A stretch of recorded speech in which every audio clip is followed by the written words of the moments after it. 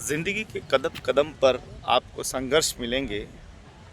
कभी अपने ही रूठ जाएंगे तो कभी गैर आपकी निंदा करेंगे। हारना नहीं चाहिए, घबराना नहीं चाहिए। ज़िंदगी की हर उम्मीद, हर एक डूबती किरण के साथ एक नया सवेरा लेकर आती है। जीते जाइए और अपने लक्ष्य पर अड़े रहिए। एक न एक दिन तो आपको सफलताएं ज़रूर मिलेगी, क्योंकि आपके अगर भाव अच्छे हैं, मन में कि कोई भी गलत भावना नहीं है, तो आपको सफलताएं ज़रूर मिलेगी। बस ये है कि आप हिम्मत ना हारें और चलते रहें। ऐसा नहीं है कि आप हालातों को लड़ते लड़ते हार जाए और फिर गलत रास्ते को चुन लें, जिससे कि और ज़्यादा हालात बिगड़ सकते हैं। उम्मीदों की किरण पर हमेशा खरे उतरें। कठिन से कठिन समय में भी आप अपने आपे पर नियंत्रण रखें, अपनी अभिव्यक्ति पर नियंत्रण रखें। संघर्ष ज़रूर हो सकता है, लेकिन आपको सफलताएं ज़रूर मिलेगी। हमारे महापुरुषों ने भी काफ़ी तपस्या, त्याग और बलिदान दिया है, तब जाके कहीं इस प्रकार से आज उनका नाम हुआ है। शौक मौज में बंधे नहीं हुए। उन्होंने भी हमेशा कुछ न कुछ प्रेरणा देने की, आज हमारे देखे कि संत मंत जितने भी हुए हैं, संतों ने भी घर परिवार सब त्याग कर देश के लिए, समाज के लिए बहुत कुछ किया है। और उनके उपदेश आज भी संसार में गूंजते हैं। किसी ने घर परिवार सब कुछ छोड़कर इंसानियत और मानवता का रास्ता अपनाया। हम गुरु गोविंद बंजारा की बात करते हैं तो उन्होंने कैसे संघर्ष किया था, जंगलों में रहकर कैसे लोगों को जगाया। प्रभु के, ईश्वर के हाथ से जो हमारे को कराना होता है वो कराते हैं।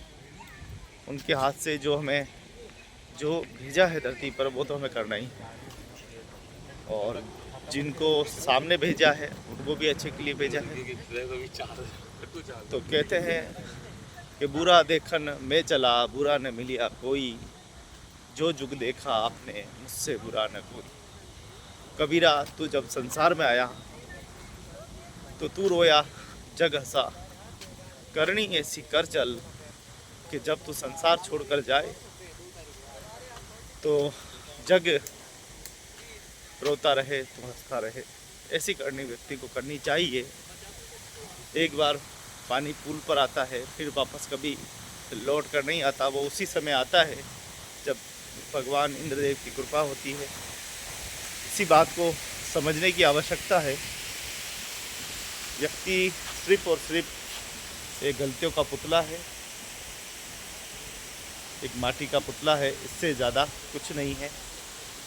इसीलिए कहते हैं कि रहमन धागा प्रेम का मत तोड़ो चिटकाए, टूटे से फिर ना जुड़े, जुड़े तो गांठ पड़ जाए। अच्छे व्यक्तियों की कदर करनी चाहिए, अच्छे व्यक्तित्व का कदर करनी चाहिए, अच्छे विचारों का कदर करना चाहिए। ऐसे छोटी छोटी बातों पे नाराज़ होकर अपने आपे को नहीं खोना चाहिए, गलत रास्ता नहीं अपनाना चाहिए।